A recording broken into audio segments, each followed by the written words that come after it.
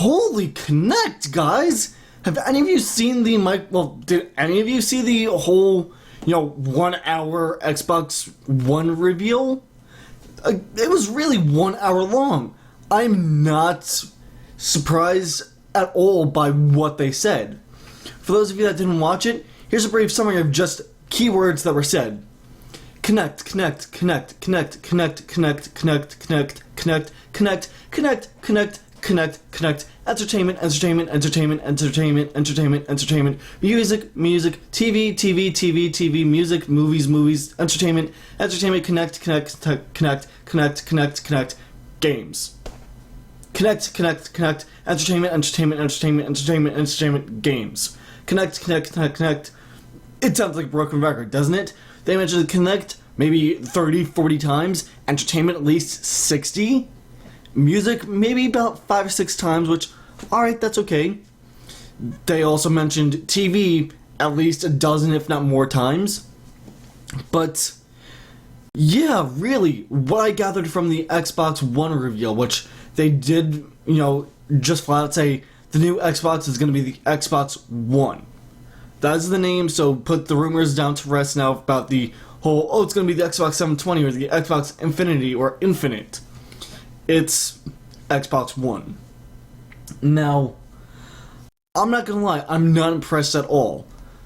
To me, the new Xbox seems more like it's going to be going the way of Nintendo's, the Wii and everything like that, with the whole Kinect, the whole motion control, stuff like that.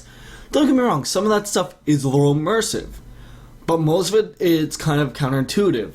Like, for, fighting it, like the Fight Night stuff, when it has you actually boxing, that's awesome, that's immersive, makes you feel like you're in the game, like you're actually boxing and stuff. But when you're trying to play a game like, say, I don't know, let's toss this out there, Dragon Ball Z Connect, it's really just, stupid and horrible. They did say, they made a bunch of improvements to the Kinect where it's like, 0.0005 millisecond delay between what you say or do and when the Xbox hears it. So that's a very, very, very small delay. That's about the time it takes you to blink. If that. But, yeah, I'm not convinced by the Xbox One at all. To me, Sony did a better unveiling for the PlayStation 4 than Microsoft did with the Xbox One. Because with the PlayStation 4, Sony was like, look, this is a console for gamers. They actually didn't have pre-rendered stuff ready to be shown. They showed actual gameplay. People were playing it on stage. They were doing stuff in the game while they were on stage. Whereas with the Xbox One, everything was all pre-rendered cutscenes. And, don't get me wrong, the cutscenes looked amazing, but they're cutscenes. They can do whatever they want in the cutscenes, whereas with actual gameplay, with the demos that they can show you, there's a big, big difference. Like, let's just take a game like Shank, for instance. Had amazing graphic style, while you're playing it, and then the cutscenes were just kind of like, comic book style cutscenes. With cutscenes, you can do anything you want. With trailers, you can do anything you want. When you're actually playing the game, you actually have to show how the engine works, how it looks, and how stuff just kind of interacts with everything. With cutscenes, you don't really get that because it's all pre-rendered footage. But the Xbox, really what I gathered was, it's going to be a very, very expensive DVR. It has, I think it was 250 or 500 hard drive, gigabyte hard drive on it, which, that's pretty big, but then you take into consideration what, they plan on doing with the Xbox with, the whole, Xbox Live stuff, Skype, this thing, they said they have, 150,000 Xbox Live servers, and then you take into consideration that if you're watching, say, let's say you're watching football, for instance, and you have a fantasy football team going on. If a player in another game scores that's on your fantasy football team, you can update their stats based upon what happened in the live game. That's great for people that do the fantasy football, fantasy baseball, stuff like that. It's amazing that they can do stuff like that. But what they really said was, look, we're kind of catering to the broad audience here. Versus Sony's, look, we're catering to gamers. They still have the Netflix, they have all that stuff there, they have the live streaming now coming out with the PS4. What does the 360 have that's coming out for it that's new? Other than, Skype calling, supposedly a better connect, and you can, update your fantasy football or fantasy sports game stuff. Nothing. They didn't say exactly what's under the hood. They said, oh, this is what it is and stuff like that, but really, what does that entail? We didn't get to see gameplay footage, we got to see trailers, really. That's all we got to see, and trailers run on TVs, okay? TVs! You can play a trailer on your phone. It's not that hard to do, but when you're actually showing gameplay footage and you're actually playing the game, that kind of shows you how the game looks, how it's supposed to feel. Again, cutscenes don't do that, don't do it justice.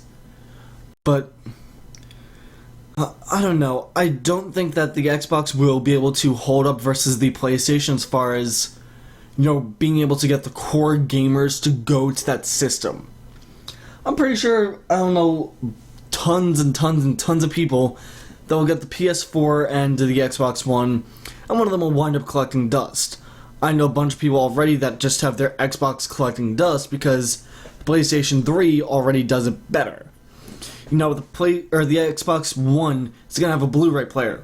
Congrats on being behind the times. The PS3 has, it is a Blu-ray player. The Xbox One will have it.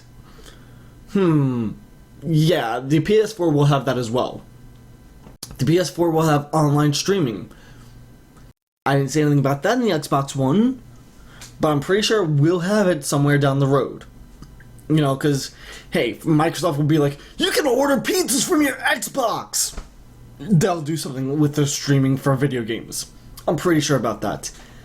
But, yeah, really the entire, reveal was, oh, it's going to be entertainment, it's going to be connected to everything, it's going to be connected to your phone, it's going to be connected to your TV, it's going to be connected to everything else in your house, it's going to be connected, your family's going to be connected to it, this is going to be connected. They mentioned connect 20 different times at least, which means, to me at least, they're focusing more on the Kinect than actual games. Which, don't get me wrong, a lot of this stuff was pretty cool. You can switch between TV, video games, movies, and music, easily by saying Xbox, watch TV, and it'll bring up TV. Then you can say Xbox, Sci-Fi Channel. It'll go to the Sci-Fi Channel without you having to remember the number of the channel it is. Or you can be like, Xbox, movies, and I'll bring up a list of movies. Or you can go to Xbox, Grid? Or not Grid, Guide. And it'll bring up everything. Or go Xbox Home, and it'll show everything for you. But yeah, really that was about it. There's nothing new with the Xbox coming out. They didn't mention anything about how the games are going to work and stuff like that underneath, with the Xbox One, whereas Sony did. And again, I just think that the Xbox is going towards Nintendo's route with catering to everybody or younger audiences versus the hardcore gamers. Don't get me wrong, there's a lot more just everybody than there are hardcore gamers. That's going to be the way of it, but the hardcore gamers will probably flock over to the PS4 for the better gaming experience. So, I really, really hope at E3 Microsoft has something really, really big and smartly planned for the Xbox One, showing it what it can, showing people what it can do and the limitations of it. I expect both systems, the Xbox One and the PS4, to be able to run at 1080p and 60 FPS. Because, let's be honest here, they are way behind computers. I can run just about any game on my current PC that's got a 4-core processor and a 560 Ti I have in my computer as well. I run just about any game at about 70, 80 FPS. I'm definitely like 2 times ahead, and I run at 1080p. So I'm way ahead of the current gen of consoles, and the new gen of consoles, the Xbox 4 and the Xbox One and PS4, will be on par with my machine. But then I also intend on saving up and getting, just a ridiculous, and I mean ridiculous, computer setup to where it's like, hey, I'm gonna be good for the next 8-9 years versus the consoles where it's gonna be holding back yet again on the graphical limitations. In fact, I wouldn't be surprised to see computer only gaming developments or gaming companies go toward make games for PS4 and the Xbox One, because they'll be closer to the current, to the medium, low to medium range gaming PCs. We already see that with Diablo 3 coming to the PS4. I've got a feeling it's going to be going to the Xbox One as well. I'm surprised Chris Metzen wasn't there to be like, Diablo's coming to the Xbox One too, yeah! And then just show off pre-rendered footage again. Because let's be honest, Blizzard's really greedy for money at this point. They know D3 was a giant flop. Again, besides the point though, I'm getting sidetracked. So, Xbox One versus PS4.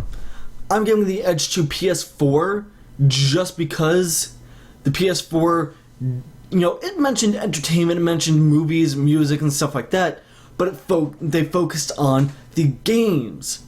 Whereas with the Xbox One, they focused on connect, entertainment. They mentioned gaming all of 3 or 4 times. They showed off, FIFA, FIFA 14, UFC, Madden 25, and then Call of Duty Ghosts on it. So, what are you really showing us? And it was, again, pre-rendered cutscenes. Cutscenes that we have mostly already seen on YouTube, on, TV and stuff like that, so it's nothing new. But they did go into, the Kinect is going to be more intuitive. Again, it's going to have, 0.005 millisecond delay. That's, again, how quickly it takes your eyes to blink. Just intuitive like that, where it's just very quick and you feel no lag whatsoever. That's great for, again, those training games and stuff like that, but when you're actually playing a real video game, say you're playing, let's say you're playing Forza, for instance, how is the Kinect going to help you while you're driving?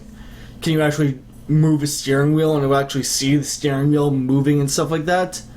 Because if so, then why not just bring back the, steering wheel for racing games again? I remember with the original PlayStation I had that, and that was fun. But, what are they going to be doing with the Kinect to make it, intuitive for actual video games? And not just, you can toss a grenade in Call of Duty Ghost. That doesn't entice me at all. PS4 entices me more than the Xbox One at this point, and if I do buy a console, I'll most likely be buying the PS4.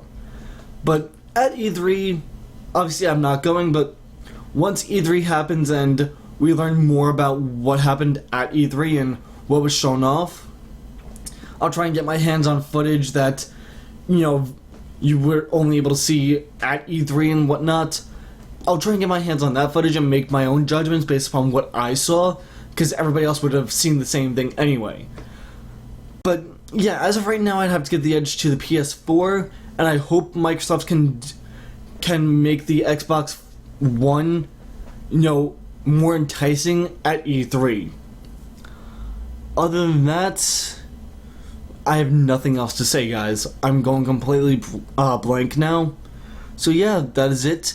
Again, edge to the PS4 currently. We'll have to see once E3 hits. And as always, my name has been Shout as well, and I will talk to you all next time.